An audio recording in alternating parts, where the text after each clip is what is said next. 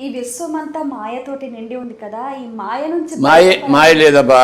లేదా? అయ్యో రామచంద్ర, మీరు మాయలో పడినట్టున్నారే.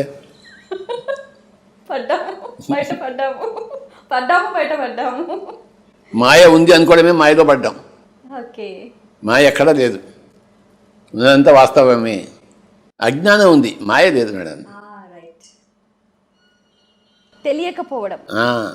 దారి తెలియకపోవడమే ప్రధానమైన సమస్య. మీ ఇంట్లో కారు ఉంది, మీకు డ్రైవింగ్ రాదు, మీరు ఏం చేస్తారు కారుతో? ఏం చేయలేరు మీరు. కంప్యూటర్ ఉంది మీ ఇంట్లో, మీకు కంప్యూటర్ చేత కాదు, ఏం చేస్తారు కంప్యూటర్ వలన?